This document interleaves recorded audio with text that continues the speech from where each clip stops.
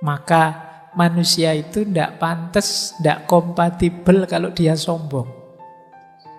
Ya ibaratnya komputer itu kalau diisi program sombong itu tidak cocok. Dia akan crash. Saya yakin kalian juga tidak akan kerasan kalau dekat dengan orang yang sombong. Kenapa? Kesombongan tidak kompatibel dengan manusia. Karena manusia itu makhluk khotok wan nisyan. Orang yang gampang salah, gampang keliru, kok sombong, tidak pantas. Kayak tidak punya dosa saja kan gitu. Setiap orang pasti punya salah, punya dosa.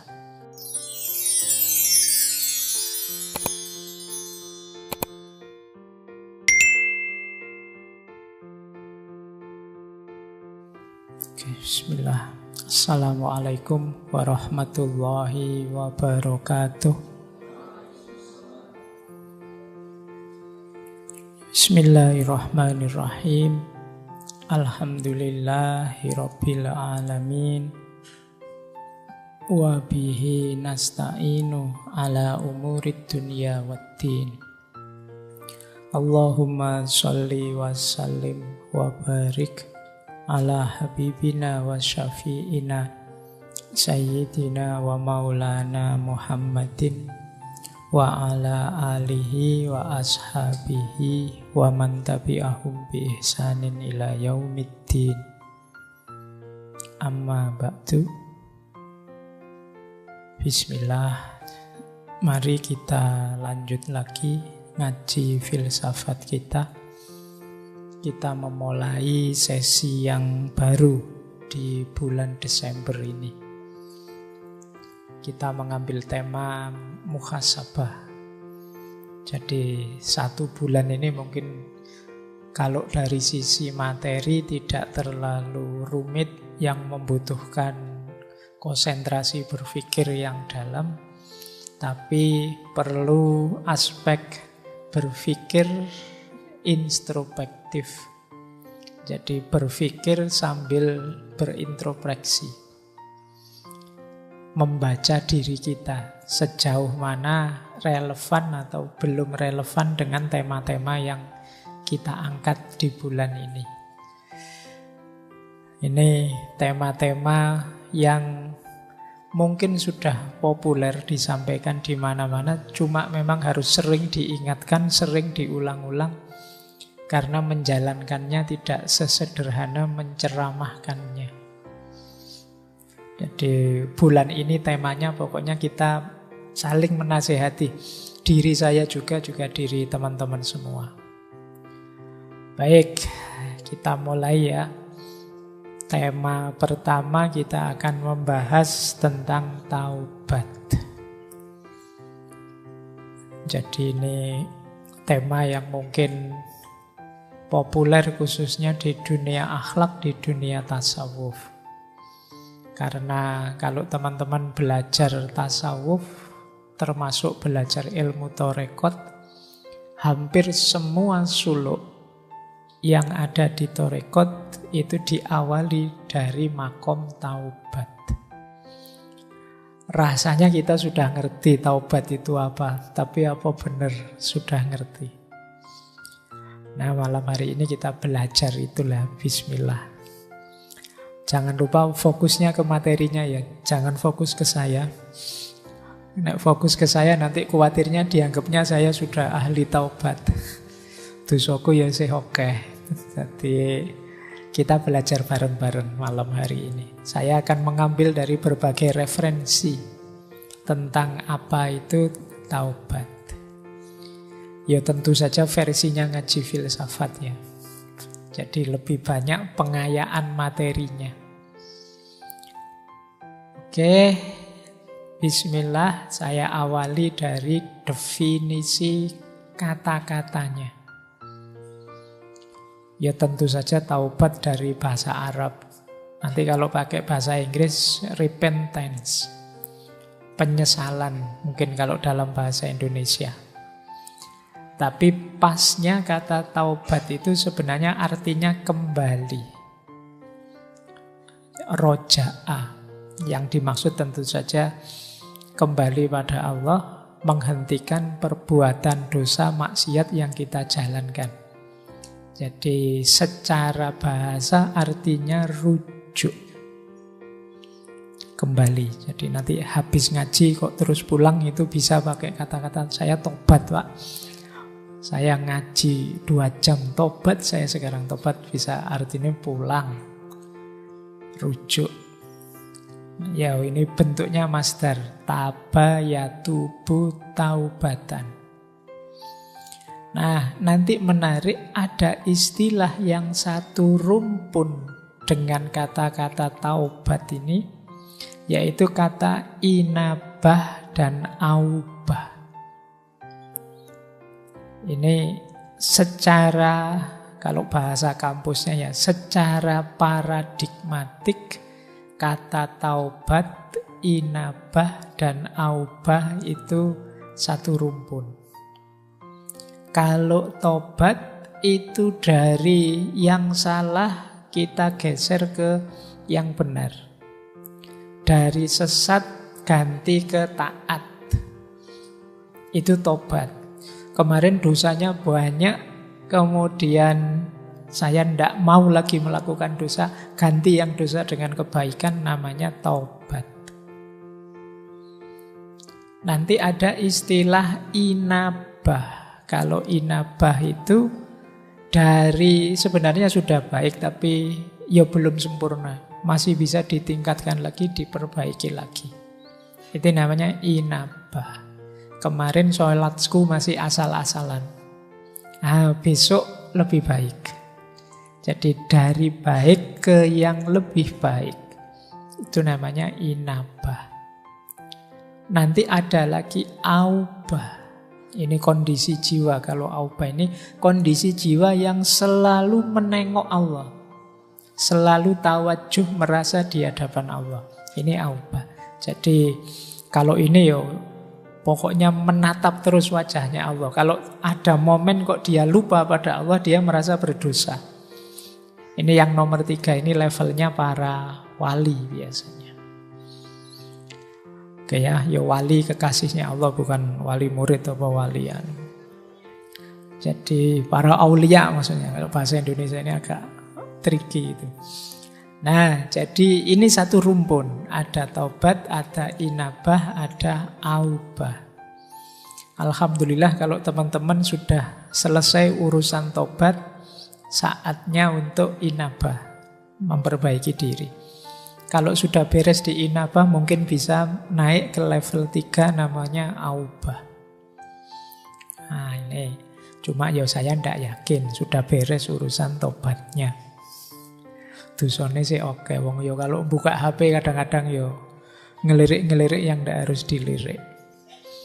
Nah, ayo ya, bismillah kita latihan. Memang manusia tidak ada yang murni, tidak ada salahnya. Kita itu tempatnya salah dan khilaf.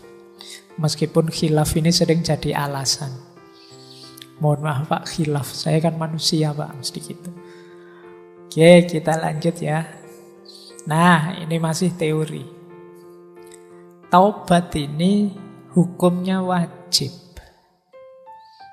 Jadi kalau teman-teman nanti menjelajah ke banyak kitab karya para ulama, pasti di situ ketemu kalau ada yang tanya hukumnya tobat wajib. Tidak boleh orang itu sadar bahwa dia penuh dosa tapi terus santai saja. Wajib.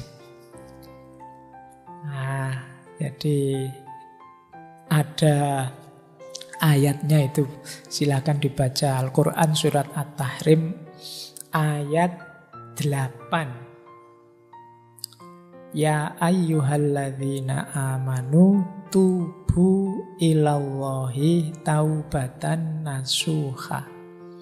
Wahai orang-orang yang beriman, bertobatlah kepada Allah dengan taubat nasuha. Taubat nasuha itu tobat yang paling murni. Nanti para ulama definisinya macam-macam. Itu saya ambilkan beberapa definisi dari para ulama. Tobat nasuha itu apa sih? Berarti nanti ada tobat yang tidak murni. Ada berbagai motif tobat yang tidak nasuha. Yang nasuha itu apa? Yang kata Al-Kalbi, tobat nasuha itu hatinya menyesal, lidahnya mohon ampun, berhenti dari dosa, dan niat tidak akan mengulang lagi. Jadi lengkap. Hatinya ya tobat, mulutnya ya tobat, pekerjaan dosanya dihentikan, dan janji tidak akan mengulang lagi. Ini menurut Al-Kalbi. Jadi begitu sadar, ya Allah ini dosa, Astaghfirullahaladzim, sudah tak tinggal saja, saya tidak akan mengulangi lagi. Nah, tapi mantap, tidak ragu-ragu, jangan-jangan besok saya gitu lagi ya, saya tidak percaya dengan diriku sendiri. Itu berarti belum mantap. Mantaplah nawa itu, pokoknya saya tidak akan mengulang lagi ke sana. Nah, ini pendapatnya Al-Kalbi. Ada lagi Sa'id bin Zubair. Beliau mendefinisikan tobat nasuha itu tobat yang memenuhi 3 syarat. Tobat sambil takut, tobat sambil berharap, dan memulai hidup baru dalam ketaatan.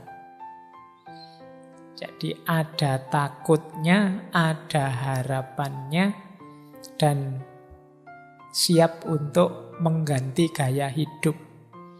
Dari gaya hidup penuh dosa, jadi gaya hidup penuh ketaatan. Ini berarti nasuha.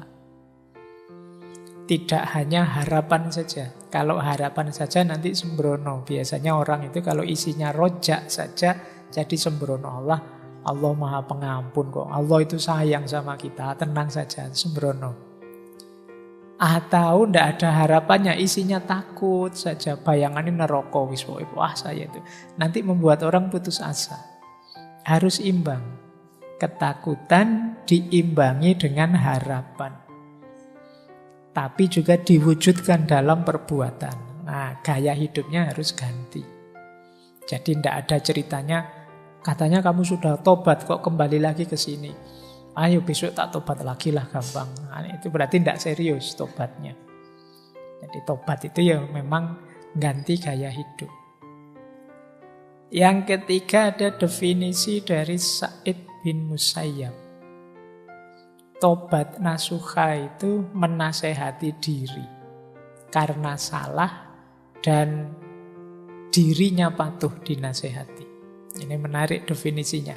Menasehati diri sendiri. Dan manut. Kadang-kadang kita itu kan ngomong ke diri kita sendiri, dibantah-bantah sendiri. Yang bikin doamu tidak kabul, yang bikin cita-citamu tidak wujud, yang bikin keinginanmu tidak terlaksana, itu seringkali karena kamu sendiri yang bantah. Semoga saya bisa segera lulus dengan nilai terbaik. Tapi apa ya mungkin ya, nilaiku bisa terbaik itu wong ya kelakuanku kayak gini, wong kamu sendiri yang bantah. Semoga setelah ini aku tidak buang-buang waktu sia-sia dengan main HP terus. Tapi terus kamu bantah sendiri, kuat tidak ya kira-kira? Ya tidak kuat, wong kamu sendiri sudah bantah dirimu sendiri. Jadi kalau di awal sudah macet ya tidak mungkin jalan sudah. Makanya Allah itu sebenarnya menegaskan ana inda dzonni abdi. Aku terserah persangkaan hambaku padaku. Jadi kalau kita merasa apa sih yang Allah tidak mampu, pasti Allah kalau menghendaki saya lulus dengan nilai terbaik ya bisa. Meskipun teman-teman nilainya sudah bagus-bagus yang sudah lulus selama ini, tapi kalau Allah menghendaki ya sopo ngerti tiba-tiba nilaiku perfect misalnya. Ya siapa tahu kalau Allah menghendaki. Nah ini definisinya Syekh Sa'id bin Musayyab. Kalau Ibnu Katsir mendefinisikan tobat nasuha itu tobat yang sepenuh hati sehingga jiwanya jadi murni, keburukannya terhapus. Nah, ini definisi-definisi tobat nasuha. Jangan dihafalkan, tidak ada ujiannya. Kamu jalankan saja sekuasamu untuk bertobat ini. Saatnya mungkin mumpung ada momen akhir tahun, ayo latihan tobat yang benar. Nah, kita agak berpikir sekarang.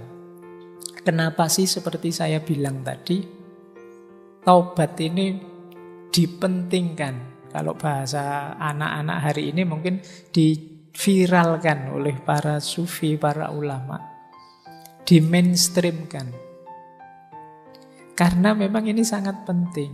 Berkaitan dengan situasi, kondisi, hakikat hidup kita. Apa hakikat hidup manusia yang menuntut dia concern, perhatian dengan taubat?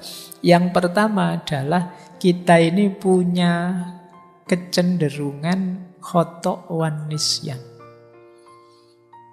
Jadi manusia itu punya fitrah bisa salah, bisa khilaf. Atau lebih ekstrimnya mudah salah, mudah khilaf. Dan itu tidak perlu saya suruh ngaku, kamu sudah ngerti sendiri bahwa manusia itu mudah salah, mudah khilaf. Jangankan yang tidak sengaja, yang kamu sengaja itu loh banyak. Dan kamu nyaman-nyaman saja. Apalagi dosa yang sendirian tidak ketahuan orang. Waduh, kok lupa tadi belum sholat maghrib? Tidak apa-apa, tidak ada yang tahu. Kalau sama Allah tinggal tobat saja. Jadi kecenderungan jiwa banyak begitu. Manusia itu makhalul khoto' wan nisyan. Oke, ini ciri pertama. Kenapa kemudian orang fokus untuk bertobat. Sadarilah, tidak ada manusia yang bersih. Maka manusia itu tidak pantas, tidak kompatibel kalau dia sombong. Ya ibaratnya komputer itu kalau diisi program sombong itu tidak cocok. Dia akan crash. Saya yakin kalian juga tidak akan kerasan kalau dekat dengan orang yang sombong. Kenapa? Kesombongan tidak kompatibel dengan manusia. Karena manusia itu makhalul khoto' wan nisyan. Orang yang gampang salah, gampang keliru kok sombong. Tidak pantas. Kayak tidak punya dosa saja kan gitu. Setiap orang pasti punya salah, punya dosa. Makanya kalau teman-teman kok tiba-tiba sampai pada momen harus konflik dengan orang, mungkin terdorong untuk maki-maki orang, menyalah-nyalahkan orang, menyesat-nyesatkan orang, ayo kembali dulu pada diri kita. Emangnya aku tidak pernah salah? Memangnya aku tidak pernah keliru? Tidak pernah khilaf? Fitrah kita itu ya antara lain khoto' wan nisyan. Ada sisi itunya. Maka taubat penting. Makanya istighfar itu setiap hari, setiap habis sholat disunahkan. Berarti dosa kita itu hitungannya tidak harian, mungkin jam-jaman. Jangan-jangan menitan. Jangan-jangan detikan. Jadi kalau kalian muhasabah mungkin bukan minggu ini saya salah apa, tapi jam ini saya salah apa? Atau jangan-jangan menit ini saya salah apa ya? Dari berangkat ke masjid ngaji sampai sekarang dalam masjid kira-kira saya ada salah enggak? Perbuatan mungkin tidak, tapi pikiranku ada salahnya enggak? Ada kelirunya enggak? Ada negatifnya enggak? Mungkin jangan-jangan tadi sudah sebelum jam 8 sampai sini, Pak Faiz kok enggak datang-datang sih? Katanya on time. Muslim yang baik itu menetapi waktu. Kok yo jam 8 lebih belum datang-datang. Pikiranmu bilang begitu. Nah, ayo coba. Jangan-jangan dosamu tidak mingguan, tidak harian. Jangan-jangan jam-jaman. Jangan-jangan menitan. Jangan-jangan detikan. Setiap kali kamu buka HP itu mungkin dosamu bergeraknya detikan. Jadi pulsanya naiknya cepat. Detik ini buka gambar itu nambah. Detik selanjutnya buka apa lagi nambah lagi.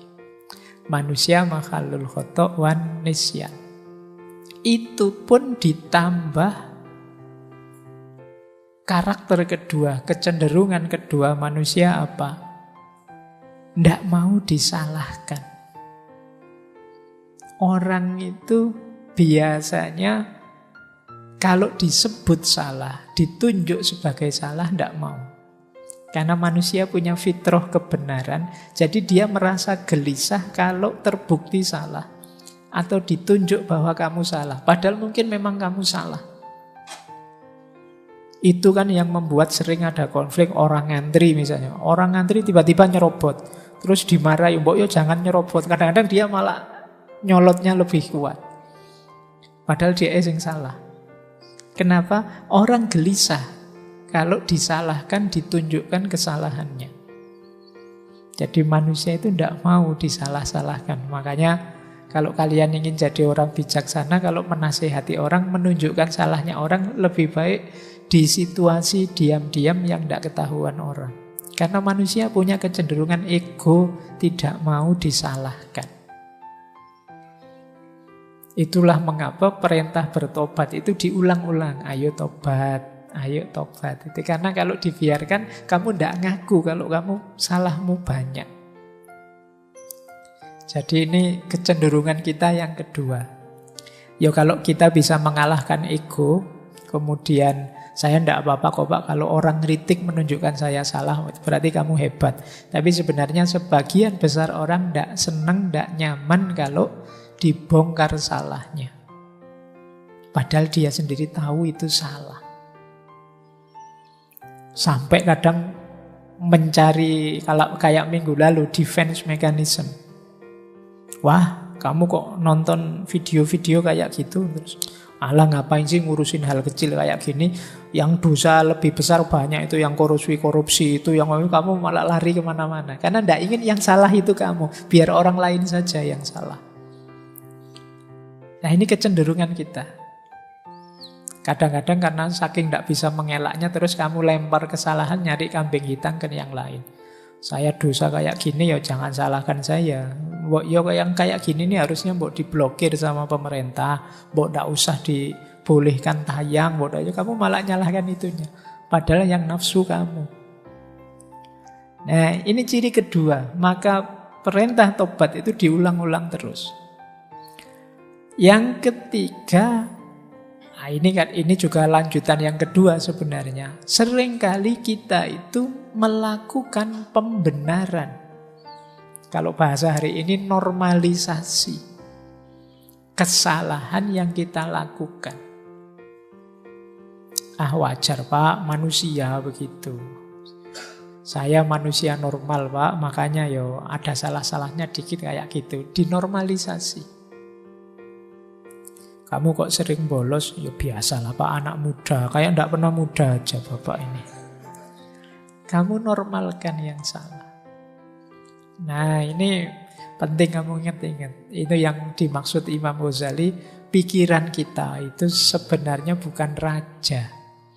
Dia hanya panglima perang yang kuat saja, yang disuruh-suruh oleh hati kita. Jadi kita itu sering tidak mencari kebenaran, tapi mencari pembenaran. Makanya kalau kita dengerin YouTube, kalau kita mencari ustadz yang kita sukai, kalau itu mesti yang kita cari ya yang cocok dengan kebenaran yang kita yakini selama ini. Kita kalau bahasanya Sartre dulu, kita hanya ingin mendengarkan gema suara kita. Itu mengapa di ngaji filsafat ini saya lari ke barat, lari ke timur, ke Jawa, usah tak puter-puter kemana-mana, biar kamu luas. Biar kamu tidak hanya mendengarkan gema suaramu. Biar tidak hanya pembenaran yang kamu cari, tapi juga kebenaran. Karena cirinya manusia memang selalu mencari pembenaran. Nah kalau kamu sadar, kalau salah ya salah, jangan memberi pembenaran, kan berarti kamu terbuka untuk bertobat. Ya ternyata saya memang kemarin keliru, saya memang salah.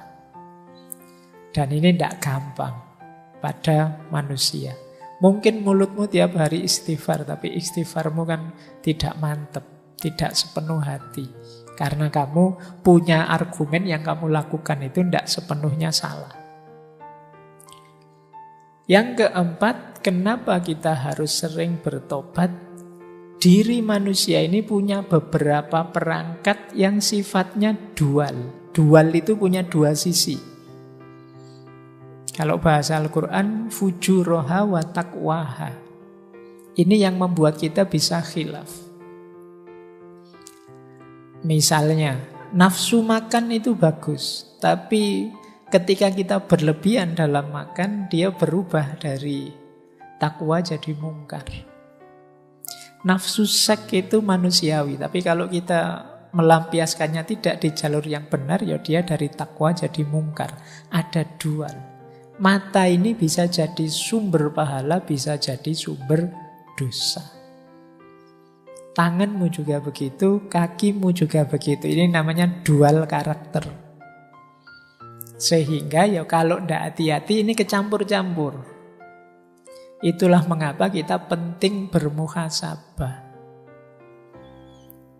Jadi, ya benar sih kamu buka HP-nya, HP WA Al-Quran kamu ngaji, tapi kamu lupa tiba-tiba muncul iklan orang yang bajunya minim misalnya. Harusnya astagfirullah, tapi alhamdulillah. Terus kamu sadar, tidak boleh sebenarnya saya lihat, dosa aku misalnya. Nah, ini loh sering keselip-selip, kecampur-campur. Kenapa? Karena karakter perangkatmu yang diberikan oleh Allah, ya memang ini jalanmu untuk bisa menikmati hidup di dunia ini. Kalau tidak hati-hati bisa menggelincirkanmu. Disitulah gunanya kamu sadar harus siap sedia untuk selalu bertobat. Nah, terus yang kelima, yang terakhir ini godaan. Sekeliling kita itu banyak sekali godaan. Jadi kalau pakai istilahnya bulan lalu ya, jadi segala yang kita temui itu sebenarnya nantang kita. Mau kamu apakan? Nah, ini godaan. Teh yang ada di sebelah saya ini kan sudah disuguh, ini godaan. Mau diminum atau tidak diminum, sisa sehingga dibuang saja. Ini kan ada dua alternatif. Ketemu kalian ngaji malam hari ini kan juga begitu. Mau diikuti saja, dikritisi saja, dicueki saja, dijalankan saja. Ini semua tantangan-tantangan. Yang begitu kamu salah membacanya, ya harusnya lahir pahala jadi lahir dosa.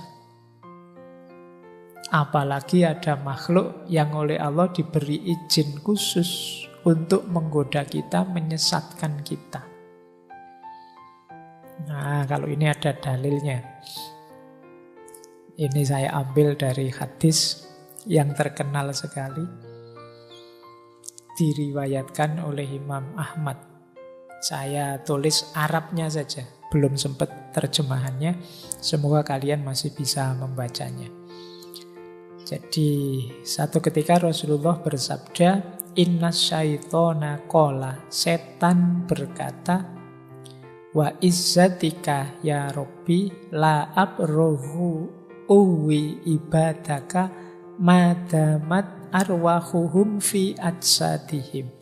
Jadi ini setan berkata di depan Allah, demi kemuliaanmu wahai Tuhan, aku tidak akan berhenti menipu manusia, hamba-hambamu, selama ruh masih ada di jasad mereka. Jadi selama kita masih hidup, ya setan akan selalu menggoda. Tapi terus Allah membalas, wa izzati wa jalali la azalu aghfiru lahum mastaghfaruni. Demi kemuliaanku dan keagunganku, aku juga akan senantiasa mengampuni mereka selama mereka mohon ampun. Jadi kita hidup ini dikepung godaan, belum lagi dorongan dalam diri kita, sehingga kita mudah sekali tergelincir dalam dosa. Tapi jangan khawatir, Allah siap menerima kapanpun kita mohon ampun.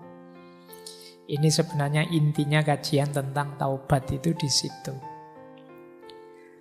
Baik, jadi ini dasarnya mengapa kemudian perintah taubat itu di mainstream, diutamakan. Karena kita tidak bisa kemana-mana kalau masih kotor jiwa kita, diri kita dikepung, terisi oleh kekeruhan dosa. Makanya Orang-orang sufi itu punya rumus takholli, tahalli, dan tajalli. Takholli itu mengosongkan diri, membersihkan diri. Karena sebelum diri kita bersih, dia tidak akan bisa takhalli. Takhalli itu diisi dengan kebaikan. Kenapa tidak bisa diisi dengan kebaikan? Karena diri kita masih kotor. Sering saya ilustrasikan, wadahnya kotor. Kalau wadahnya kotor, diisi yang bersih pun, yang bersih kan jadi kotor. Kalau gelasnya mengandung racun, kemudian diisi air susu, yang terjadi kan susu yang terkontaminasi racun. Bukan racun yang jadi susu. Jadi membahayakan kita. Itulah mengapa kadang-kadang kan sering saya ceritakan itu, ilmu itu baik, tapi kalau masuk dalam jiwa yang kotor, yang masih banyak dosa, banyak maksiat, bisa saja kehilangan kebaikannya.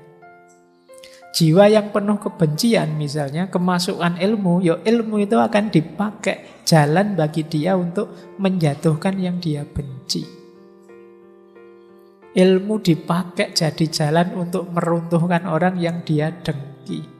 Jadi ilmu yang harusnya menebar manfaat, maslahat, berbalik jadi jalan merusak. Nah, ini logikanya. Maka langkah awal yang penting memang takholli, pembersihan diri, tobat. Kalau diri masih belum bersih, masih sulit kalian mengambil manfaat-manfaat dari keutamaan-keutamaan hidup. Baik, saya lanjutkan. Nah, sekarang kita belajar dari Imam Ghazali dalam Ihya. Kata Imam Ghazali, taubat itu melibatkan 3 variabel. Yang pertama ilmu, yang kedua hal, yang ketiga amal. Ilmu itu ya pengetahuan kita tentang mana yang dosa, mana yang tidak, mana yang maksiat, mana yang tidak, mana yang diperbolehkan, mana yang tidak, mana yang menghalangi, menjauhkan kita dari Allah, mana yang tidak. Ini ilmu. Banyak orang dosa tapi tidak tahu karena ilmunya kurang. Maka variabel tobat yang paling awal itu ilmu. Semakin luas ilmumu, semakin paham tentang tata perilaku, ya kamu akan semakin ngerti mana boleh, mana tidak boleh. Kalau sudah tahu, sudah masuk level ilmu, baru kemudian akhwal atau hal, kondisi jiwa. Kondisi jiwa yang bagaimana yang mendukung taubat, yang jadi variabelnya taubat, yaitu kondisi jiwa yang menyesal. Jadi menyesal itu ya rasanya kok kecewa sekali saya kemarin melakukan itu namanya menyesal. Mungkin teman-teman pernah melakukan dosa tapi kangen, tahu itu dosa tapi kok tidak menyesal ya Pak, pengen sebenarnya kayak gitu lagi. Tapi kok ya tidak boleh ya. Nah, ini namanya halnya masih belum. Ilmunya kamu sudah tahu bahwa itu tidak boleh, tapi jiwamu masih belum cocok. Masih ingin mengulang yang lama, yang sekarang sudah berlalu. Saya tahu itu tidak boleh Pak, tapi kok ya terkenang-kenang ya Pak. Tidak ada menyesalnya. Nah, berarti memang kondisi jiwamu belum siap untuk tobat. Ayo diatur biar tahu kemudian sadar sehingga menyesal. Kalau sudah menyesal baru kelihatan di tindakan. Berhenti saat itu juga dan berjanji tidak mengulangi. Kalau tidak ada penyesalan biasanya sulit masuk ke amal ini. Kalau tidak ada ilmu sulit juga masuk ke hal. Jadi ada ilmu, ada hal, ada amal. Ini 3 rangkaian yang harus terpenuhi dulu. Jadi ternyata memang apa-apa itu ya dasarnya ilmu. Makanya jangan berhenti belajar. Kita ini seringkali merasa tahu sesuatu, sehingga agak males untuk belajar tentang satu hal tertentu misalnya, karena sudah merasa tahu. Padahal mungkin kalau didalami, ternyata saya banyak tidak tahu juga ya. Mungkin setelah kajian malam hari ini kamu baru tahu, ternyata luas juga kalau membahas taubat. Ngertimu selama ini taubat itu yang penting menyesal terus tidak mengulangi, kan itu aja. Tapi kalau diteorikan ternyata bisa luas. Itulah istimewanya ilmu. Semakin tambah ilmumu, semakin mudah kamu menata apa yang harus kamu lakukan, apa yang jangan dilakukan. Maka ilmu jadi penting, jadi kunci untuk apapun. Jadi taubat pun perlu ilmu. Setelah ilmu baru kesadaran, namanya hal. Setelah itu baru amal. Amal tidak mungkin muncul tanpa ada kesadaran. Kesadaran tidak mungkin muncul tanpa ada ilmu. Inilah 3 rangkaian teori untuk kita bertobat. Nah, malam hari ini mungkin antara lain itu kita belajar teorinya taubat, meskipun waktunya terbatas.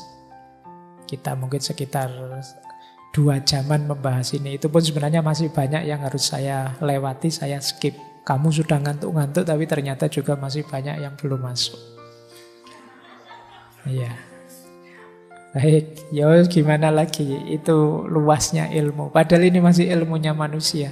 Kata Al-Quran, ilmunya manusia itu setetes air di tengah samudra kalau dibandingkan ilmunya Tuhan. Bahkan kalau dilipat gandakan 7 kali, samudranya pun levelnya masih setetes air.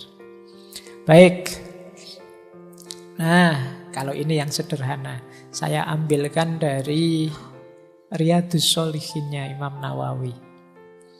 Tidak apa-apa ya, malam hari ini kita menjelajah karya-karya para ulama. Kita ambili yang tentang taubat. Kalau tulisan ini mungkin kayak footnote-footnote-nya. Nah, kalian yang tertarik jangan berhenti di ngaji ini. Kamu buka sendiri kitabnya. Tadi ada Ihya, sekarang Riyadhus Shalihin. Kalau ini terkenal, teori ini syarat-syaratnya orang tobat. Nah, ini sederhana. Yang pertama, berhenti. Jadi tidak ada ceritanya tobat itu, saya sudah tobat Pak tadi, tapi ini saya selesaikan dulu ya Pak, biar tuntas dosanya. Tidak begitu. Saat itu juga harus berhenti. Eman-eman Pak, filmnya baru setengah jalan. Tidak, harus berhenti. Nah, terus menyesal. Jadi berhenti kok tidak ada menyesalnya, belum utuh tobatnya. Dan yang ketiga, berjanji tidak mengulang lagi. Ini untuk dosa-dosa yang tidak ada hubungannya dengan orang lain. Nah, mungkin kamu dosa telat sholat, dosa apalah ya, pokoknya tidak berhubungan dengan orang lain. Tapi kalau ada hubungannya dengan orang lain, rumusnya 1, 2, 3 tadi, plus kembalikan haknya orang lain. Jadi kalau kita mengambil hartanya, kembalikan sejumlah yang kita ambil. Kalau kita memfitnahnya, minta maaf. Kalau kita menghibahnya, bilang terus terang dan minta maaf. Nanti ada rumus selanjutnya sebenarnya. Pak, saya ngambil haknya orang, tapi orangnya sudah tidak ada. Atau saya sulit menjangkaunya Pak. Itu dulu zaman saya kecil, punya tetangga jualan, terus saya ngambil apanya gitu. Ada enggak yang di sini begitu? Lagi belanja apa, iseng ada permen nganggur, tak ambil. Misalnya, itu zaman saya kecil loh Pak, zaman itu. Nah, saya mau bayar permen ini, orangnya sudah meninggal, enggak ada. Keluarganya juga semua enggak ada. Atau jauh, itu orangnya sudah pindah ke luar negeri sana Pak. Mungkin tetanggamu bule atau apa ya. Nah, saya bayarnya gimana? Kalau versi ini kamu berikan ke Baitul Mal. Kalau zaman kekhalifahan dulu ada namanya Baitul Mal. Yang ini kan nanti dimanfaatkan juga untuk orang lain. Kalau ini juga tidak bisa, tidak mungkin dengan berbagai argumen kayak di kita, mungkin tidak ada Baitul Mal. Jadi sama sekali tidak terjangkau, sedekahlah sebesar haknya orang yang kamu ambil, niatkan itu atas nama dia. Jadi, Pak, karena waktu kecil itu saya ngambil permennya tetangga saya, ya sedekahlah seharga permen itu. Dengan kurs hari ini ya, jangan kurs zaman dulu. Kurs zaman dulu dolar 2000, nanti kamu sedekah permen 25 rupiah itu bisa. Jadi seharga permen itu atas nama dia, sambil mendoakan dia. Kata Imam Nawawi, Allah tahu apa yang ada di hatimu, kesungguhanmu untuk membayar haknya. Tapi kalau terjangkau ya kamu berikan langsung, minta maafnya. Jadi dosa itu kalau menyangkut haknya orang lain lebih rumit, lebih berat. Makanya hati-hati. Jangan sampai terbawa, jangan sampai terikut haknya orang lain. Sekecil apapun. Meskipun tidak sengaja, apalagi sengaja. Karena proses menetralkannya lebih rumit. Kalau sama Allah sih mungkin lebih mudah, karena Allah Maha Pengampun, Maha Penyayang. Kalau sama orang lain agak berat. Jadi kalian ingat-ingat ya, kemarin waktu WA, waktu Twitteran, Instagraman, pernah enggak kamu komen menyakiti orang? Setelah ini kamu DM dia minta maaf. Khawatirnya kamu lupa dengan apa yang kamu lakukan yang menyakiti orang, mengambil haknya orang, memfitnah orang, menggibah orang, dan lain sebagainya. Jadi ini lebih berat menetralkannya. Oke, yo memang hari ini zamannya kan kamu dituntut untuk eksis terus. Yang kadang-kadang kamu tidak sadar melanggar haknya orang. Meskipun itu sekedar hak kehormatannya atau hak privasinya. Yang tidak harusnya kamu obral misalnya. Itu pun kamu harus minta halalnya ke dia. Jangan lupa, Al-Quran punya rumus, فَمَنْ يَعْمَلْ مِثْقَالَ ذَرَّةٍ خَيْرًا يَرَهُ وَمَنْ يَعْمَلْ مِثْقَالَ ذَرَّةٍ شَرًّا يَرَهُ. Jadi kebaikanmu atau keburukanmu sekecil apapun akan engkau nikmati, akan kau lihat hasilnya. Jadi sebelum ada efek buruk dari perbuatan buruk terjadi, ayo dinetralkan dengan tobat ini. Ya yang terjangkau, ya dijangkau, yang tidak terjangkau dicari gantinya. Seperti sedekah tadi. Baik, saya lanjutkan. Jadi ini syarat-syaratnya tobat. Nah, kita belajar lagi nyari footnote yang lain, nyari wawasan lain. Saya bawakan 2 pendapat tentang jenisnya taubat. Yang pertama dari Sultanul Aulia Syekh Abdul Qadir Al-Jilani. Yang kedua dari Syekh Ibnu Athaillah As-Sakandari yang menulis kitab Hikam. Kalau menurut Syekh Abdul Qadir Jilani, tobat itu ada 3 jenis yang sifatnya level. Ada tobatnya orang awam, ada tobatnya khawas, ada tobatnya khawasul khawas. Tobatnya orang awam itu tentu saja dari dosa, dari maksiat. Berarti dia masih sibuk dengan maksiat dan dosanya. Nah, ini level kita. Alhamdulillah kalau kita sudah ada di level ini. Meskipun ini level paling rendah kan namanya sudah level tobat. Banyak orang yang masih ragu-ragu mau tobat. Yang kedua level khawas. Kalau level khawas ini tobat dari ghaflah. Ghaflah itu hati yang lalai dari Allah. Terlalu asik main HP sampai lupa perintah-perintahnya Allah yang wajib maupun yang sunnah. Ini hati yang ghaflah. Ghaflah itu hati yang lalai. Nah, untuk di yang kedua ini ini sebenarnya level lebih tinggi daripada awam. Kalau orang-orang ini sebenarnya tidak lagi sibuk dengan dosa dan maksiat. Fokusnya sudah pada hidup yang fokus pada Allah saja, tapi kadang-kadang masih lupa, masih lalai. Jadi ibadahnya lengkap, dosa-dosa tidak dijalankan, tapi kadang-kadang lupa dengan yang utama-utama. Nah, karena asiknya misalnya sampai lupa sholat sunnah, karena asiknya main HP, karena asiknya ngobrol, karena asiknya aktivitas kegiatan apa, sehingga lalai dari Allah. Nah, ini namanya ghaflah. Orang tobat karena ini itu level 2. Kalau kita kan misalnya asik main HP lama, itu kan bagi kita biasa saja, Pak. Yang penting kan sholat 5 waktunya lengkap. Yang penting kan saya zakat, saya puasa, dan tidak melakukan dosa. Kalau levelmu ini ya berarti kamu masih level 1.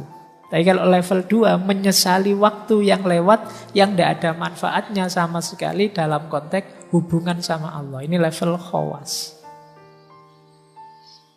Nah, ini juga tidak gampang.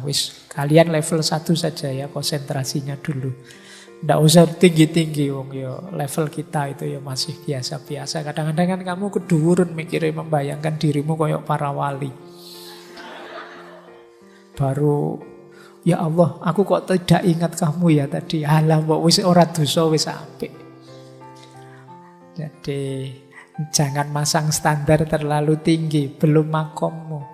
Setahap demi setahap. Ya meskipun saya tidak tahu, jangan-jangan ada wali beneran yang hadir malam hari ini yang sudah khawas, mungkin yang sudah khawasul khawas. Kalau khawasul khawas ini batinnya sepenuhnya 100% fokus pada Allah saja. Kalau dia berpaling sebentar saja merasa berdosa. Ini khawasul khawas. Jadi itu tadi ya, mungkin kita belum nuntut kalau mikir ke situ. Ini tidak bisa dicapai hanya usaha kita saja. Ini sebagian besar adalah anugerahnya Allah.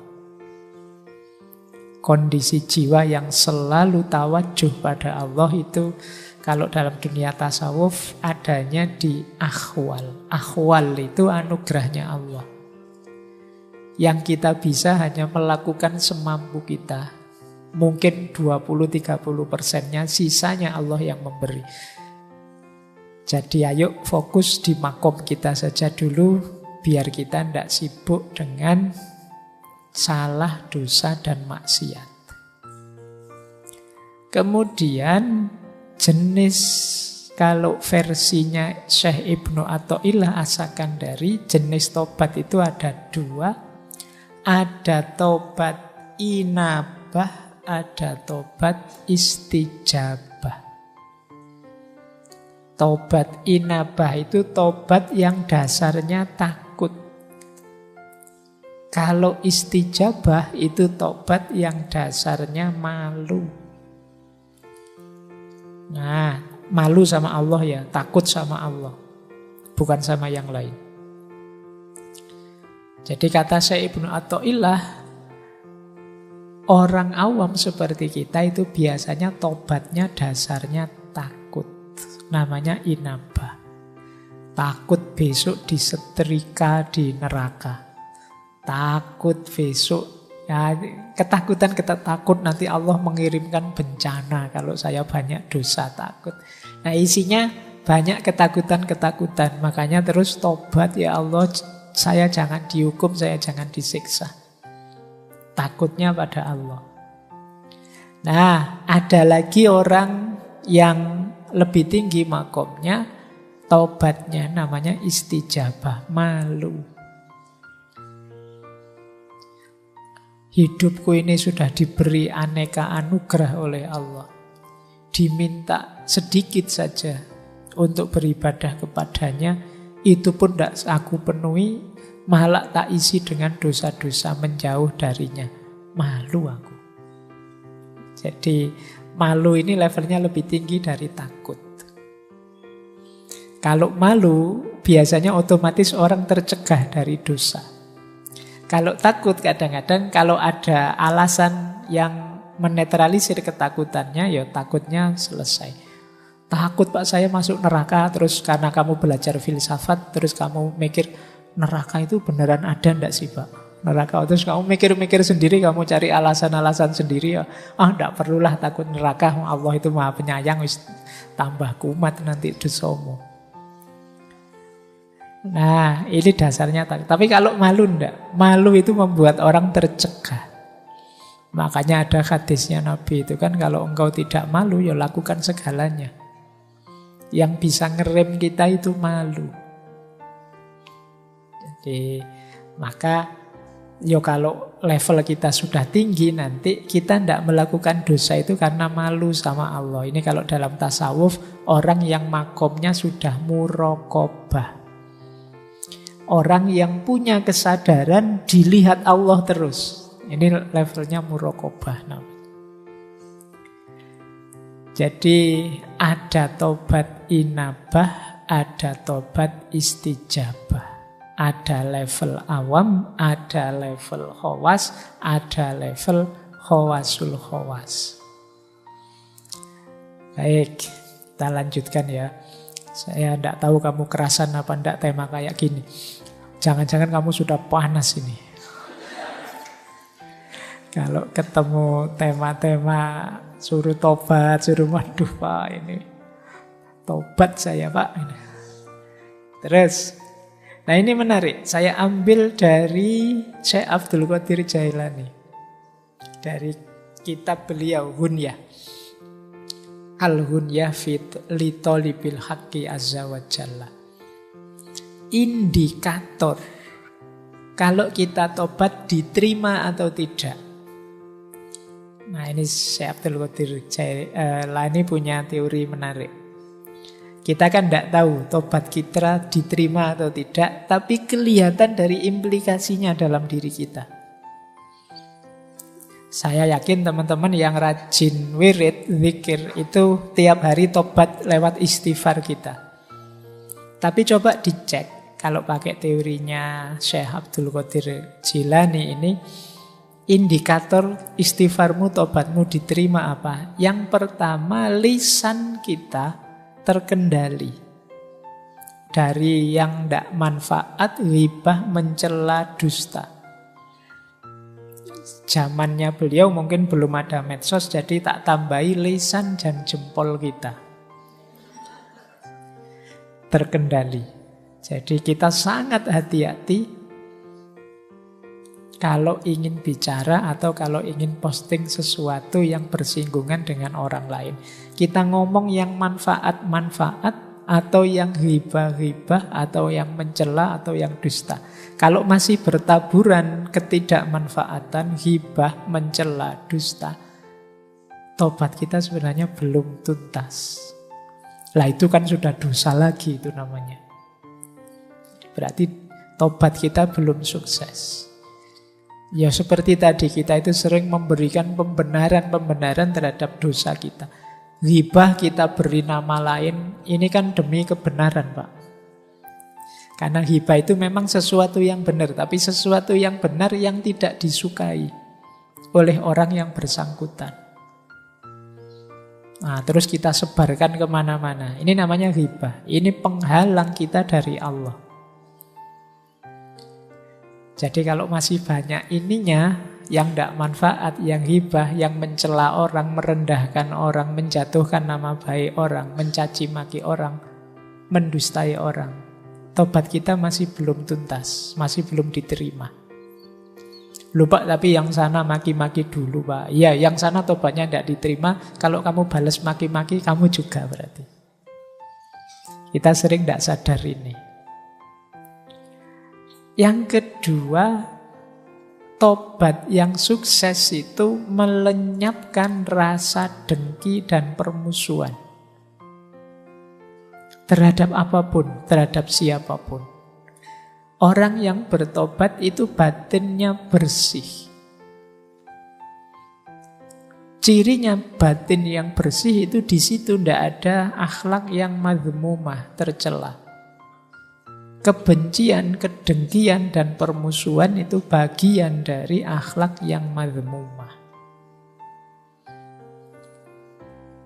Jadi kalau masih ada benci atau dengki pada siapapun, saya dendam sekali sama mantan saya, Pak. Sudah habis banyak malah ditinggal. Capek-capek tak bikinin skripsi ya.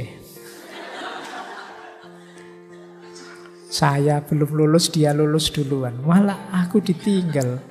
Terus mau inget-inget, itu bagian dari kebencian. Mungkin kamu pengen balas dendam, kedengkian, permusuhanmu.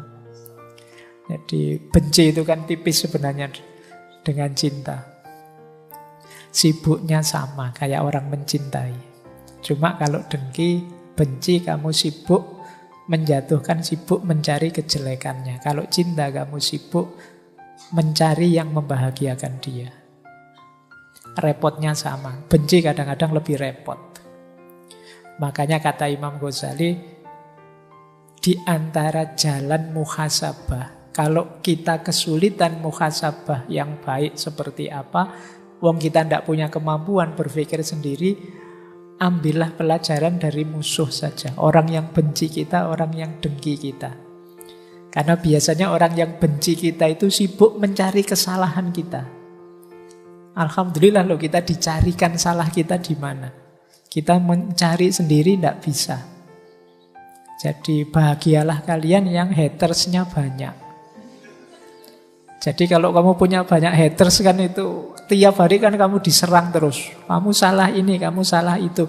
Alhamdulillah tidak capek-capek muhasabah, sekarang tahu salah-salahku di mana, kelemahanku di mana. Oke, jadi manfaatkan itu ya. Kamu kadang-kadang stres sendiri gara-gara haters. Yo lumayan kamu dapat.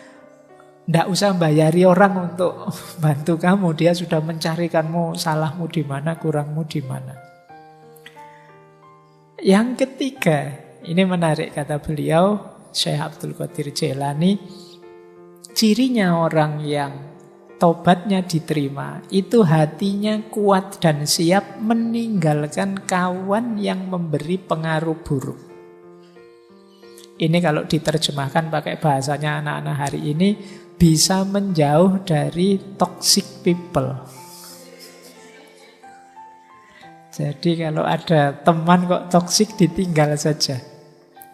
Nah, ketika kita tidak bisa meninggalkan teman-teman yang toksik, yang memberi pengaruh buruk ini, ya berarti memang tobat kita tidak akan tuntas. Ya kita kena pengaruh buruk terus, ya kita rusak terus. Jadi hindarilah orang-orang tipe ini. Meskipun terlanjur, Pak, teman dekat ya Pak, teman. Ya teman ya tetap teman, kan tidak harus tiap hari nyampur. Tidak harus deket tiap hari. Jadi belajarlah LDR-an, meskipun hanya dengan teman. Apalagi teman yang toksik. Jadi yang merusak saja, yang menyulitkanmu saja. Karena ya kalau temanmu sangat berpengaruh padamu, sementara pengaruhnya negatif, ya sulit kamu menuntaskan aktivitas tobatmu. Yang keempat, indikator tobatmu diterima itu rasanya kamu belum siap mati terus. Maksudnya apa? Kamu merasa kurang terus. Wah, ini masih belum imbang, amalku masih belum banyak, dosaku masih lebih besar. Jadi mati rasanya kok belum siap terus. Bukan belum siap mati karena saya belum kawin ya Pak. Saya belum, bukan itu. Belum siap matinya karena merasa amalku belum cukup. Kebaikanku masih kalah banyak dengan keburukanku, dengan dosaku. Nah ini berarti kalau kita masih merasa begitu, indikator bahwa tobat kita sudah mulai beres. Sudah mulai sungguh-sungguh. Belum siap mati, menyesal terus, ingin mohon ampun terus. Nah, jadi ini 4 indikator diterimanya taubat. Menurut Syekh Abdul Qadir Jailani dalam kitab Hunya. Nah, ini coba dicek ya, nanti introspeksi dalam diri kita. Apa dalam diri kita masih ada output yang sifatnya tidak manfaat, merusak, menyakiti orang, dusta pada orang. Kemudian masih ada tidak dalam diri kita rasa dengki, rasa permusuhan, rasa dendam pada siapapun. Kemudian circle kita masih circle yang positif tidak? Atau jangan-jangan isinya orang toksik semua?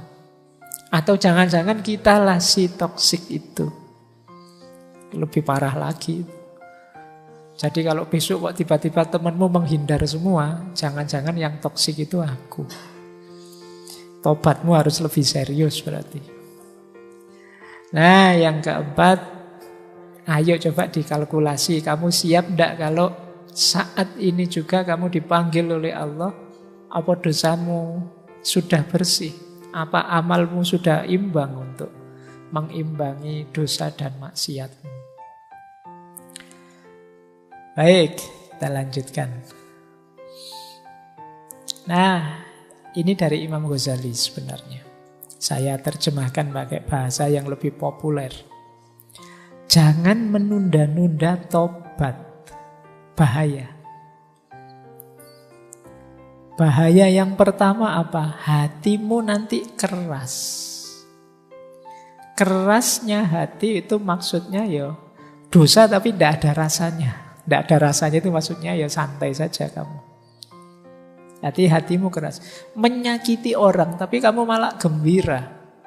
Rasain dia. Dia mesti sakit itu hatinya kalau saya ngomong ini tadi. Itu kalau kamu seperti itu hatimu keras sudah. Mas mbok ya tobat. Nanti dulu Pak, nunggu dia hancur dulu baru saya tobat. Ya kalau hatimu terlanjur keras, menjinakkannya susah, melembutkannya kembali susah. Jadi kamu ingin dia hancur, tapi kalau kamu menunda-nunda keburukanmu, tobatmu, yang hancur mungkin dirimu sendiri. Jadi jangan salah. Tapi biasanya orang yang sudah terlalu benci dan dengki itu kadang-kadang sampai pada level saya hancur tidak apa-apa asal dia lebih hancur. Ini hati yang sudah keras, pada akhirnya dia hatinya mati sudah. Kalau hati sudah mati, sudah tidak bisa lembut lagi. Tidak bisa kembali lagi. Maka hati-hati. Kalau teman-teman tiba-tiba ada niatan untuk tobat, segera dijalankan. Itu bagian dari cahaya yang masih diberikan oleh Allah. Masih disampaikan ke kita cahaya itu. Meskipun kita sering menyangkal, kita sering menunda-nunda, mengeksekusinya nanti saja. Jadi jangan ditunda, biar hati kita tidak keras. Yang kedua, jangan sampai kita nyaman dalam dosa dan keburukan. Seneng loh Pak kalau saya lihat teman sengsara gara-gara saya itu. Oh itu nyaman itu dalam dosa dan keburukan. Saya bohongi orang, wah dia kena itu, wah saya ngeprank orang. Sopo di sini yang suka ngeprank. Temanku sengsara gara-gara prank itu dan aku gembira. Itu hati-hati kalau diulang-ulang terus, mengeraskan hati, membuat kamu nyaman, tambah sengsara temenmu, tambah seneng kamu. Berarti pranknya sukses. Nah itu kan logika hari ini kan begitu. Itu hati-hati, bukan masalah Pak ini cuma bergurau kok Pak dia juga tahu akhirnya ini bergurau. Bukan itu, hati-hati dengan jiwamu, hatimu. Jangan sampai kamu sampai pada titik menyusahkan orang lain dan kamu merasa nyaman dan gembira dengan itu. Kamu anggap dia yang sengsara, yang kamu prank, jangan-jangan nanti finalnya justru kamu sendiri yang defisit banyak. Dengan kerasnya hatimu, nyamannya jiwamu dalam keburukan. Jadi kalian harus ngerti nanti ya sampai di titik mana batas jiwamu bisa menolerir itu. Karena kalau tidak, kamu sendiri yang rusak. Sampai nanti yang ketiga itu istilahnya apa? lenyap dalam dirimu sense of guilty, rasa bersalah. Orang itu kalau sudah lenyap rasa bersalahnya, selesai dia jadi manusia. Manusia di antara sisi kemanusiaannya adalah tidak masalah orang itu bisa salah, tapi jangan sampai dia kehilangan rasa bersalah. Kalau sense of guilty-nya hilang, kamu bisa jadi psikopat. Dosa tapi seneng, dosa tapi bangga. Nah, ini berarti kamu kehilangan sense of guilty. Kadang-kadang kan ada orang yang menyakiti orang, tapi begitu dia tahu, wah ternyata aku ini hebat ya, masih bisa menyakiti orang loh aku ini. Itu namanya sense of guilty-nya hilang. Jangan sampai kamu sampai pada titik ini ya.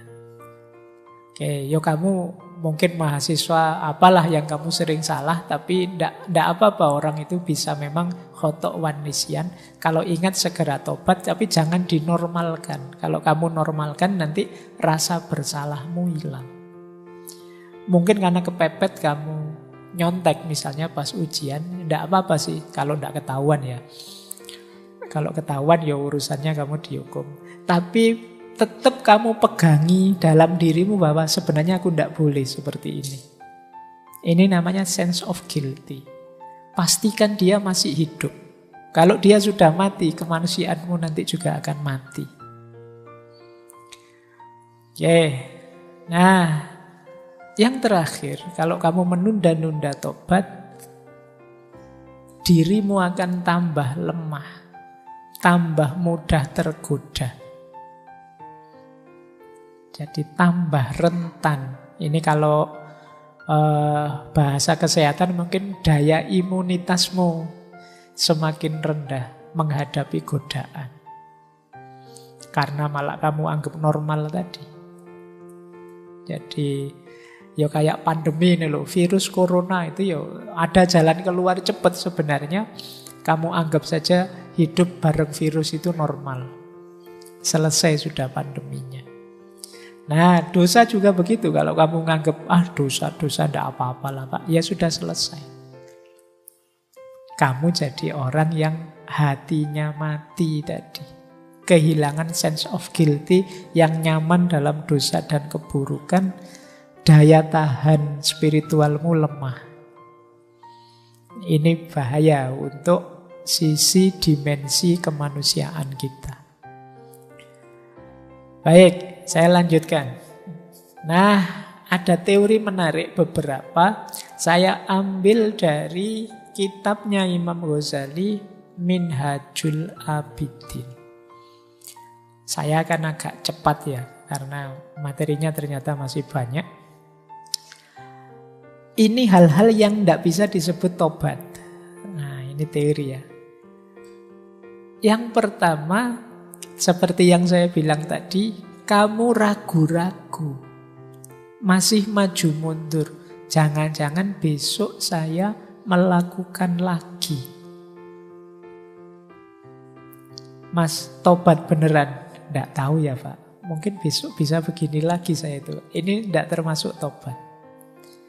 Jadi tobat itu ya mantep hatinya meninggalkan dosa. Sudah.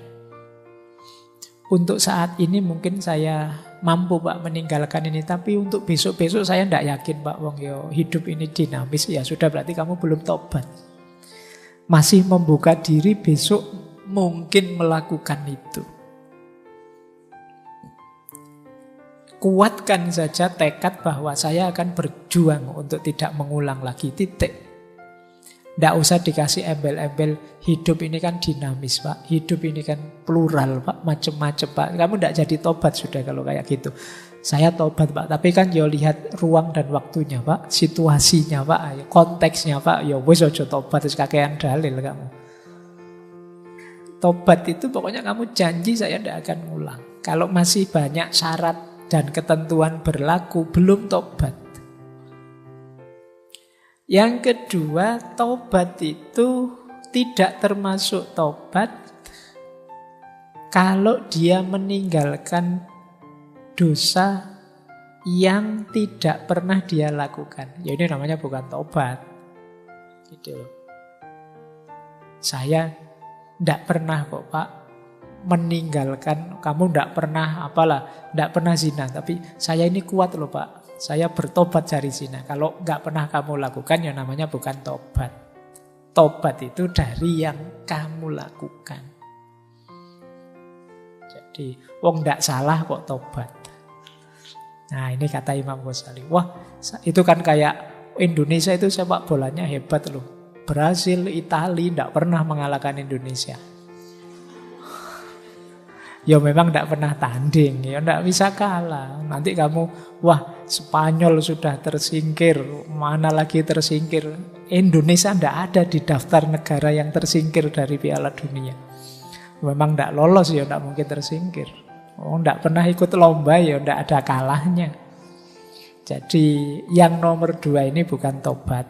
Ada lagi yang ketiga, ini juga bukan tobat. Meninggalkan dosa tapi karena terpaksa oleh situasi. Ini juga bukan tobat.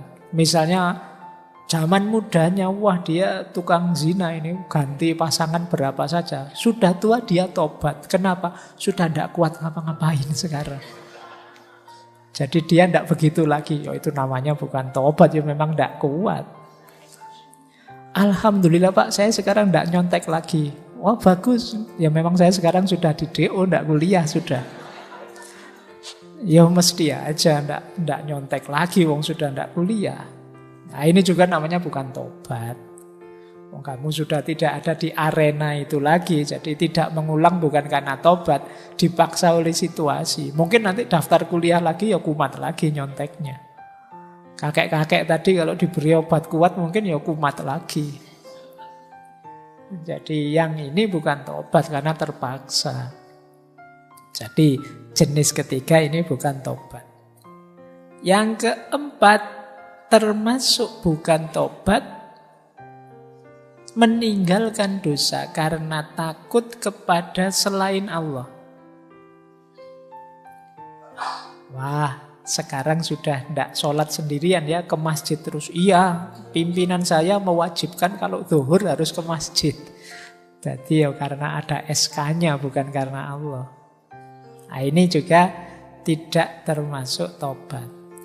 Kok sekarang kamu tidak maling lagi? Wah sekarang polisi di mana-mana, khawatir masuk penjara. Ayo tidak maling bukan karena tobat, kalau gitu takut penjara. Jadi ada 4 hal kata Imam Ghazali yang itu tidak termasuk tobat. Nah, taubat di luar rumus ini berarti. Ini untuk nambah wawasan saja, karena kadang-kadang kan kita pakai istilah tobat itu umum saja. Pokoknya orang berhenti dari melakukan dosa, yaitu tobat. Padahal ya dilihat dulu dalam situasi apa dulu. Baik. Nah, terus ada lagi orang yang beralasan, Pak, manusia itu kan memang manusiawi punya dosa. Bukankah tidak mungkin ada orang yang bersih 100% tanpa dosa? Jawabnya Imam Ghazali, ya. Seperti itu memang fitrahnya manusia. Tapi setidaknya orang yang sungguh-sungguh tobat itu jangan melakukan dosa secara sengaja.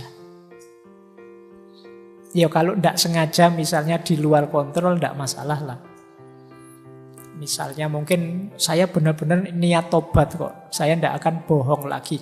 Tiba-tiba keceplosan bohong karena selama ini sudah terbiasa begitu. Ya minimal itulah yang tidak disengaja. Jangan secara sengaja. Bahwa tidak ada manusia yang bersih, iya.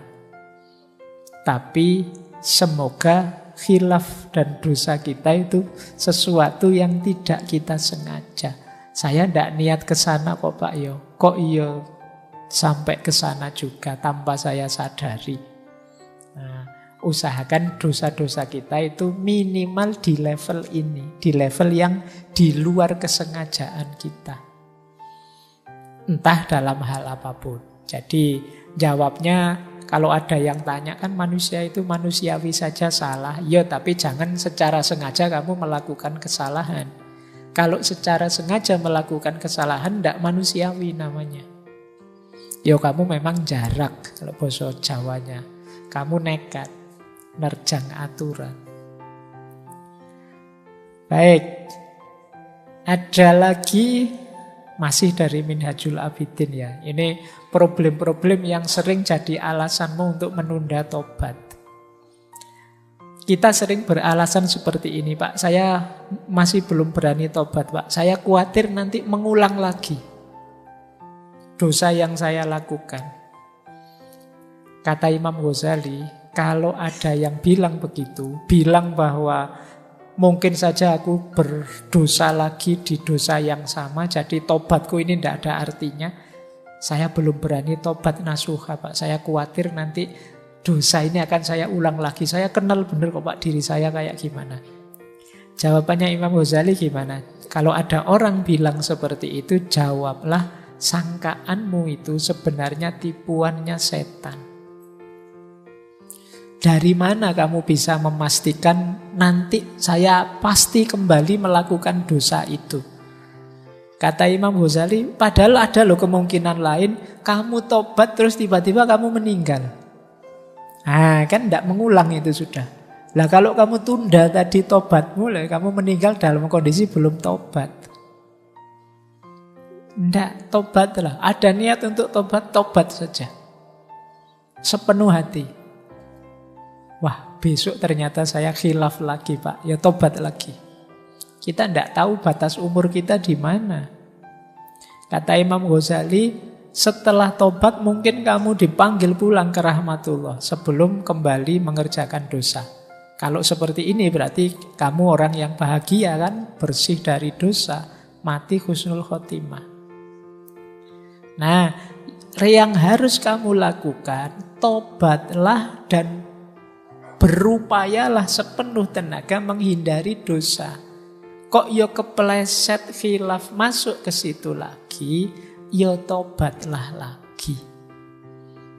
Asal kamu tidak menyepelekan, saya tobat sepenuh hati, Pak, tapi besok secara sengaja saya ulang lagi biar nanti saya tak tobat lagi. Bukan begitu rumusnya. Setelah saya tobat, saya berjanji dan berusaha untuk tidak mengulang. Bahwa sebagai manusia kadang-kadang khilaf kepleset, segera saya tobat lagi. Istighfar lagi. Nah, bukan kok karena manusia itu tempatnya salah dan dosa, maka izinkan saya melakukan salah dan dosa. Bukan begitu. Kita sering rumusnya keliru. Jadi ini kalau ada yang tanya begitu ya. Jadi kalau ada, nanti saya mesti mengulang lagi. Loh, apa jaminannya umurmu masih panjang? Memastikan kamu mengulang lagi itu menafikan Allah dengan irodahnya. Kalau Allah menghendaki, apa susahnya membuat hatimu terbuka dan terjaga terus dari dosa. Baik, nah Imam Ghazali menjelaskan di antara jalan kita untuk melebur dosa-dosa dalam bertaubat adalah menggusur dosa dalam diri kita dengan kebaikan. Innal hasanat yudhibnas sayyi'at. Jadi space dalam diri kita ini terbatas kan. Maka biar kita tidak disibukkan oleh dosa, ayo menyibukkan diri dengan yang berpahala. Maka di antara menetralisir dosa, itu kalimat dari Imam Ghazali, misalnya hapuslah dosa minum arak dengan bersedekah minum minuman yang halal untuk orang yang membutuhkan. Nah, seperti minuman lezat yang disuguhkan pada orang-orang. Tebuslah, mungkin kamu terlalu sering mendengarkan headset, musik-musik, lagu-lagu, sehingga waktumu banyak terpotong oleh itu. Tebuslah dengan, kata Imam Ghazali, mendengarkan banyak bacaan Al-Quran. Jadi ya paling tidak skornya jadi 50-50 lah. Nah itu ruang dalam dirimu biar tidak isi yang negatif saja. Kamu dengerin Quran, dengerin majelis zikir, majelis ilmu dan lain sebagainya. Kok kamu terlanjur makan riba, ya hapuslah dengan memperbanyak sedekah yang halal. Dan seterusnya, kata Imam Ghazali, meskipun menghitung dosa itu tidak pernah tepat, tetapi ini sekedar cara untuk mengimbangi saja. Jadi seperti mengobati penyakit panas dengan obat yang dapat menjadikannya dingin, agar keseimbangan yang diperlukan terwujud. Karena bila kelamnya hati karena dosa memuncak, tidak akan ada yang dapat menghapuskannya selain cahaya yang memancar dari ketaatan. Jadi kebaikan itu cahaya, sementara dosa itu kegelapan. Kegelapan yang ketemu cahaya, hasilnya adalah terang di kegelapan itu, bukan gelap di yang terang itu. Kalau ada ruangan gelap gulita, cahaya masuk, ruangannya jadi terang, bukan cahayanya jadi gelap. Berarti apa? Kalau dosa itu kegelapan, maka hadirkanlah terang dalam dirimu yang penuh dosa itu. Hadirkan amal-amal kebaikan, ilmu-ilmu kebaikan, yang itu cahayanya Allah, maka yang dosa tadi akan tergusur, berubah jadi terang. Ini rumus dari Imam Ghazali. Imam Ghazali kan punya rumus dosa itu seperti titik hitam di kolbu kita. Orang yang banyak dosa itu batinnya, kolbunya itu seperti penuh dengan asap yang pekat, kata Imam Ghazali. Dia perlu cahaya untuk meneranginya. Nah ini mungkin kalau hadis ya rumusnya innal hasanat yudhibnas sayyi'at tadi. Kebaikan akan menyingkirkan keburukan. Baik, nah sekarang tentang menyepelekan dosa sehingga kamu tidak kunjung bertobat. Kalau ini saya ambil dari pendapatnya Syekh Yusuf Al-Qaradawi. Perhatikan kita itu sering sekali menyepelekan dosa. Alah Pak, cuma dosa itu aja, cerewet amat misalnya. Biasa saja lah Pak, wong yo efeknya ndak besar. Hati-hati, kata Syekh Yusuf Al-Qaradawi, dosamu yang kamu anggap kecil-kecil itu bisa menjelma jadi besar. Makanya ada kalimat dalam dunia tasawuf itu, tidak ada dosa kecil yang diremehkan dan tidak ada dosa besar yang ditobati. Dosa kecil yang diremehkan dia akan menjelma jadi besar. Dosa besar yang ditobati, disesali, ya dia akan luntur jadi kecil bahkan hilang. Kapan dosa kecil jadi besar? Yang pertama kalau diistiqomahkan. Jadi dikekalkan. Alah Pak, lihat video kayak gini, ini kan dosa kecil Pak. Kalau korupsi dosa besar, jadi saya istiqomahkan tiap pagi biar seger lihat. Nah, ya itu lama-lama pasti akan menjelma besar. Karena pengabaianmu terhadap dosa itu menunjukkan ketidaktakutanmu pada Allah. Ya dia dosamu akan menjelma besar. Meremehkan Allah itu kan dosa besar. Yang kedua, menganggap remeh. Alah kayak gini saja kok. Alah wong cuma begini saja kok. Nah ini kamu anggap remeh. Ketika kamu anggap remeh, yang kecil jadi besar. Meremehkan kesalahan. Yang ketiga, senang mengejarkannya. Enak ya Pak. Nikmat ternyata dosa itu Pak. Ya wis. Jadi kamu menikmatinya. Orang yang menikmati tidak mungkin menyesali. Mungkin dia tahu itu dosa tapi ingin mengulangi. Karena kamu merasakan nikmatnya.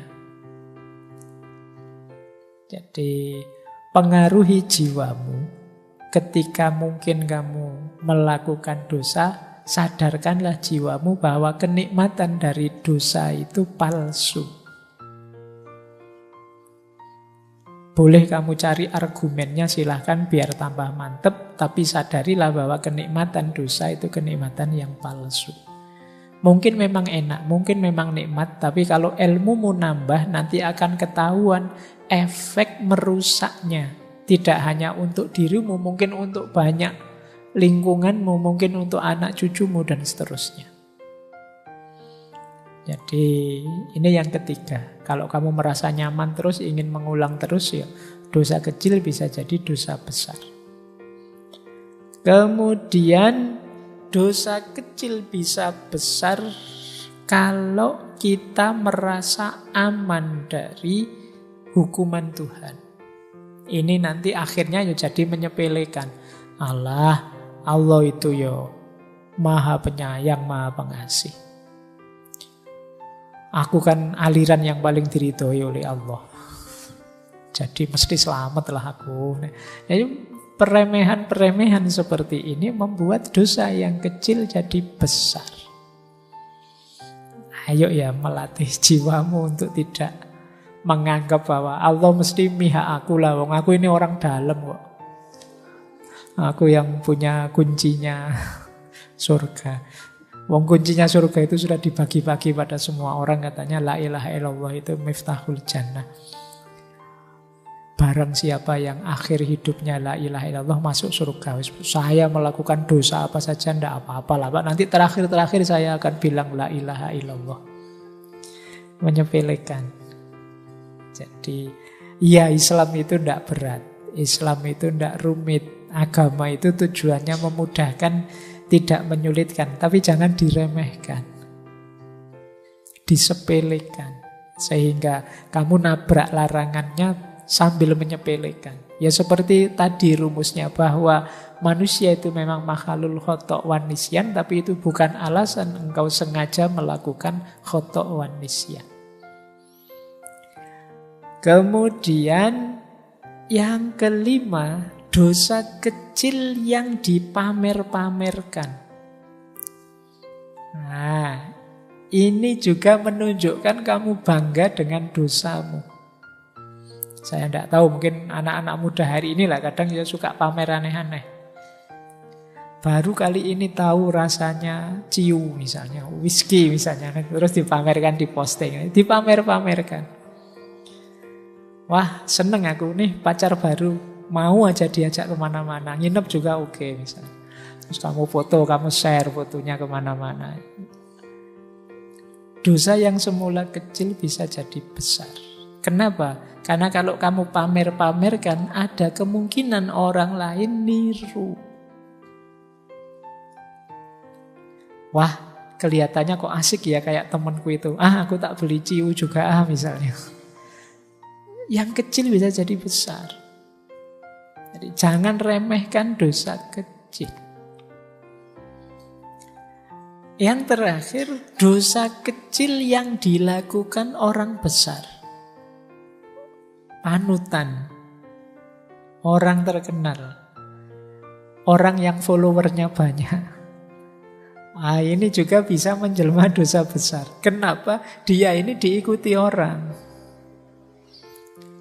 Followernya ratusan ribu, dia malah mukuli istrinya misalnya. Wah, ini berarti lumayan ternyata. Mukuli istri bisa viral ini. Wah, aku tak nyoba viral kayak gitu misalnya. Semoga tidak ada yang begitu. Tapi ingatlah kalau kalian public figure, di level apapun, apalagi ulama, perbuatan kalian yang keliru, yang salah, yang dosa, itu diikuti oleh followermu. Ya alhamdulillah saya tidak punya follower. Aku tidak medsosan masalahnya. Jadi aman saya. Oke, kemarin baru ganti foto itu saja, itu pun bukan saya. Jadi hati-hati, saya tidak tahu kalian mungkin ada yang public figure, meskipun sekedar ketua kelas. Ya kan ketua kelas punya power di kelasnya. Hati-hati, dosa yang kecil kalau ditiru teman-temanmu sak kelas jadi dosa besar. Karena akumulatif. Misalnya bikin dosa besar, yuk kita bolos bareng-bareng ya, biar dosennya kapok misalnya. Itu kan kecil sebenarnya, tapi bisa jadi besar. Kamu ditiru temanmu sak kelas. Apalagi kalau kekuasaanmu level desa, level kecamatan, level kabupaten, level negara, level dunia ya. Engkau diikuti orang. Jadi jangan sembrono dengan dosa dan kesalahan. Nah, finalnya ini secara teori. Jadi tobat itu diawali pengetahuan. Kemudian dilanjutkan dengan kesadaran untuk berubah, didasarkan pada penyesalan, ditekadi untuk perbaikan. Perbaikan itu berarti berhenti menjalankan, membersihkan diri, dan memperbaiki. Ini rumusnya mirip takholli, tahalli, dan tajalli. Yang terakhir komitmen atau istiqomah. Kalau sudah geser ke arah kebaikan, istiqomahlah, komitmen di situ. Mungkin berat, karena tidak sesederhana waktu tobat, komitmen atau istiqomah ini biasanya lebih berat. Makanya minggu depan kita bahas dulu istiqomah itu apa. Jadi setelah tobat, saatnya kita istiqomah. Ini sebenarnya ringkasan rumus dasar kalau kita ingin bertobat. Orang yang mau bertobat berarti orang yang sadar diri dan tahu diri. Bahwa kita ini manusia, yang banyak khilaf, banyak alpa. Orang yang tidak mau tobat adalah orang yang sombong. Sebagaimana iblis. Iblis itu kan sombong, merasa lebih tinggi, merasa dia tidak salah pokoknya. Padahal sudah jelas-jelas salah. Nah ini cirinya orang sombong. Sombong itu syirik kecil. Baik, jadi ini rumus dasarnya tobat. Buahnya tobat apa? Kalau ini efeknya. Jadi itu saya bawakan 2 ayat, silahkan nanti kamu cari terjemahannya. Surat Hud ayat 52 dan surat Nuh ayat 10 sampai 12. Ini 2 ayat ini menunjukkan janjinya Allah. Orang yang bertaubat itu akan diberi aneka ragam anugerah. Sebagaimana hujan dari langit. Kalian baca saja terjemahannya ya. Dicari. Tapi intinya, ini karena waktu saya tidak bisa menjelaskan detail, buahnya orang tobat itu yang pertama adalah bersihnya diri, jernihnya diri. Sehingga mampu lebih jelas menangkap kebenaran. Yang kedua, tenangnya diri. Dosa itu menggelisahkan. Jadi orang yang tahu bahwa dia berdosa itu biasanya hatinya tidak nyaman, tidak tenang. Ketika kalian mau bertobat, disitulah kalian ketemu ketenangannya hidup. Jadi tergantung kamu ingin mencari kesenangan atau mencari ketenangan. Ketenangan akan membuatmu dekat dengan Allah, dalam bahasa agamanya mutmainnah. Kalau kesenangan kadang menjauhkanmu dari Allah. Banyak orang mengorbankan ketenangan hidup hanya demi kesenangan yang sesaat. Nah, hati-hati. Kalian harus cerdas, karena ini ngaji filsafat, berpikirnya harus jauh ke depan. Tidak hanya menemukan senang, enak yang sesaat. Tapi carilah yang nilainya lebih, durasinya lebih panjang, lebih long lasting. Ini kayak hierarki nilai di seller kemarin. Jadi orang yang bertobat itu dia mendapat keuntungan, ketenangan. Yang ketiga, kedekatan dengan Allah tentu saja. Allah itu sangat sayang dengan orang yang tobat. Nanti ada hadisnya. Kemudian cinta ilahiyah, cinta pada Allah. Jadi taubat akan membawa cintanya Allah pada kita. Yang pada gilirannya juga akan menumbuhkan cinta kita pada Allah. Karena kita meninggalkan cinta-cinta yang lain, yang sifatnya duniawi. Dan yang kelima, ini yang ayat yang saya singgung tadi, anugerah. Allah itu saking inginnya kita bertaubat, dia menjanjikan macam-macam bagi orang yang taubat. Termasuk aneka ragam anugerah yang ada di 2 ayat tadi. Baik, jadi ini buahnya. Tapi ya buah tidak akan kita temui kalau prosesnya belum jalan. Jadi teman-teman silahkan, ini teori jangan dihafalkan atau hanya untuk diceramahkan. Coba kamu jalani, kata orang Jawa, ngelmu kuwi kelakone kanthi laku. Kalau ingin benar paham seperti apa manfaatnya tobat, jalankan tobat itu. Baik, saya tutup dengan beberapa quotes.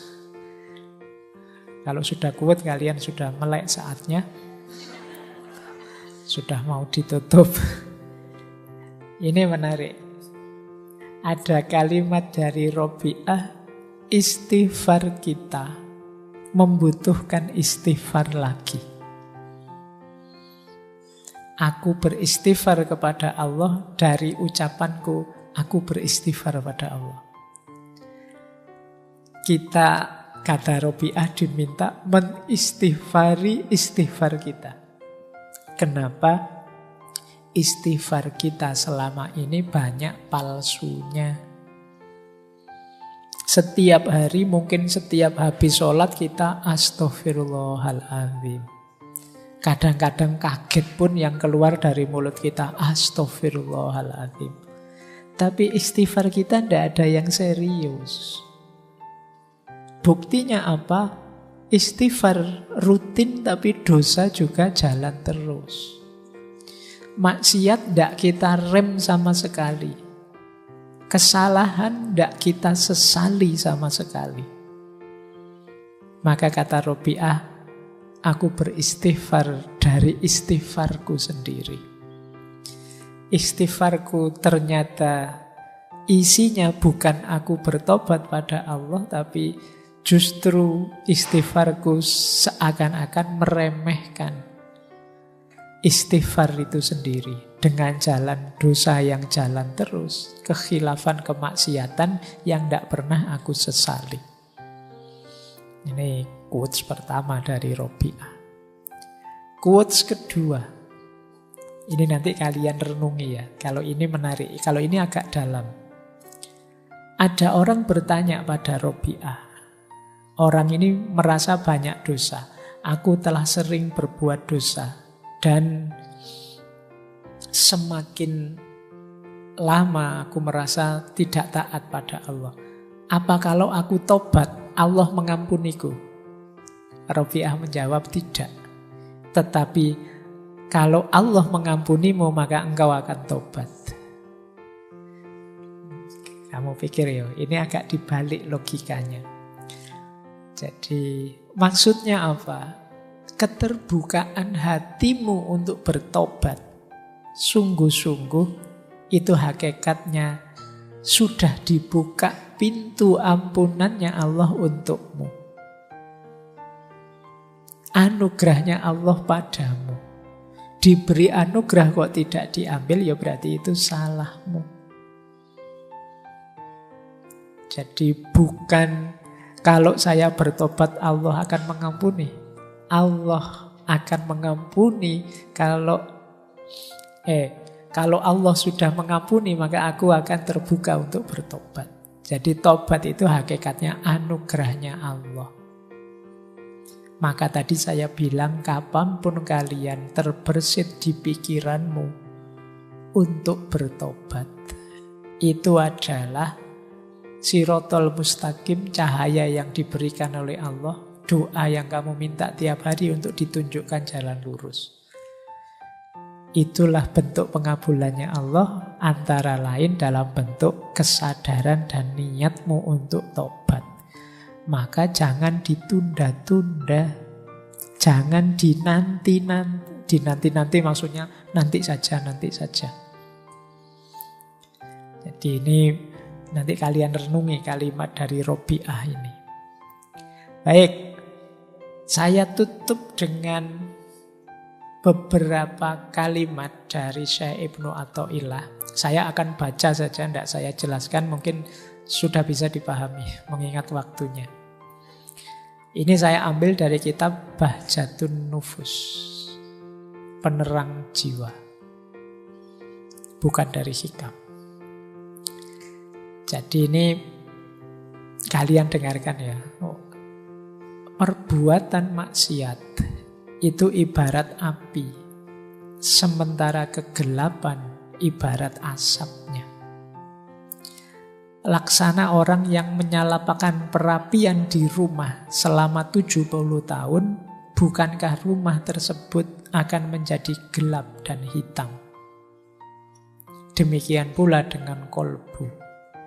Ia akan menjadi gelap karena tumpuan maksiat. Ia baru menjadi bersih dengan tobat kepada Allah. Kehinaan, kegelapan, dan hijab terkait erat dengan maksiat. Jika engkau bertobat pada Allah, bekas-bekas dosa itu pun menjadi sirna.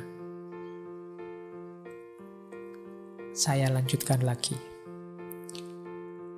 Janganlah engkau berputus asa terhadap rahmat Allah dengan berkata, sudah berapa kali aku bertobat dan insaf.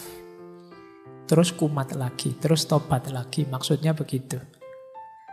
Jangan putus asa, sebab orang yang sakit sewajarnya akan terus minum obat, mengharapkan tetap hidup dan menginginkan sehat selama ruh di kandung badan, tanpa pernah merasa putus asa. Jadi penyakitnya manusia yang namanya khotok wan nisyan itu mungkin setara dengan diabetes atau darah tinggi atau kolesterol. Penyakit-penyakit yang membuat orang butuh obat terus. Obatnya namanya tobat. Jadi tidak apa-apa, tidak usah putus asa. Pak, saya sudah dosa, tak ulang lagi. Tobat lagi, tak ulang lagi. Ya kayak orang minum obat, tidak apa-apa. Jangan putus asa. Teruslah bertobat. Yang ketiga, ketika seseorang hamba bertobat, maka rumahnya di surga merasa gembira. Demikian juga langit dan bumi, Nabi, juga Allah sendiri. Jadi ketika kita tobat, alam semesta sebenarnya bergembira merayakan tobat kita. Rasulullah bersabda, sungguh Allah jauh lebih bahagia karena tobat seorang hamba dibandingkan orang yang mengendarai untanya di padang pasir, tiba-tiba untanya tersesat dan menghilang darinya. Padahal di atas unta tersebut terhadap makanan dan minuman kepunyaannya. Akhirnya ia putus asa dan mendatangi sebuah pohon untuk merebahkan diri di bawah naungannya. Ia benar-benar putus asa dengan untanya. Ketika ia dalam keadaan demikian, tiba-tiba unta itu berada di hadapannya. Ia pun segera meraih tali kekangnya, dan karena amat gembiranya sampai-sampai ia berkata, ya Allah, engkau hambaku dan aku Tuhanmu.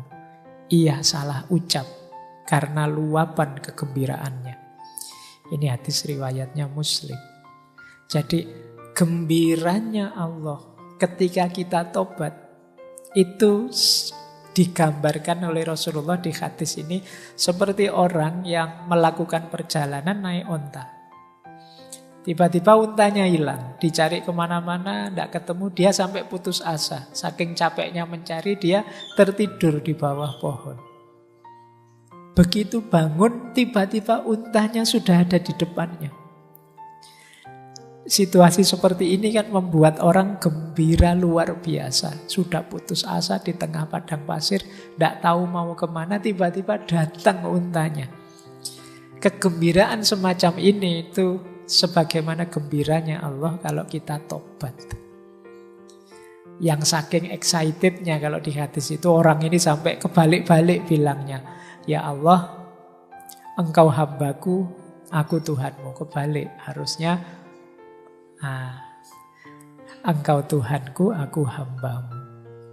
Ini makanya kalau kalian ingin menggembirakan Allah, menggembirakan Rasulnya, menggembirakan alam semesta, bertobatlah. Baik. Masih dari Bahjatun Nufus terakhir, jika engkau ditanya, siapakah orang mukmin itu? Jawablah bahwa orang mukmin adalah orang yang bisa melihat aib dirinya lalu berusaha mengobatinya, serta tidak sibuk menuduh orang lain memiliki aib. Jika engkau ditanya siapakah orang yang hina, katakan bahwa orang yang hina adalah yang menuduh orang lain bersalah serta merasa dirinya benar. Rasulullah bersabda, berbahagialah orang yang sibuk dengan aibnya sendiri sehingga lupa dengan aibnya orang lain. Baik, saya kira itu ya teman-teman. Malam hari ini pelajaran kita untuk muhasabah dalam aspek pembersihan diri. Namanya taubat. Semoga kita bisa sedikit-sedikit menjalankan berbagai konsep dan tips untuk melakukan taubat ini. Saya akhiri sekian untuk sesi malam hari ini. Kurang lebihnya mohon maaf. Wallahul muwaffiq. Wallahu a'lamu bissawab. Wassalamualaikum warahmatullahi wabarakatuh.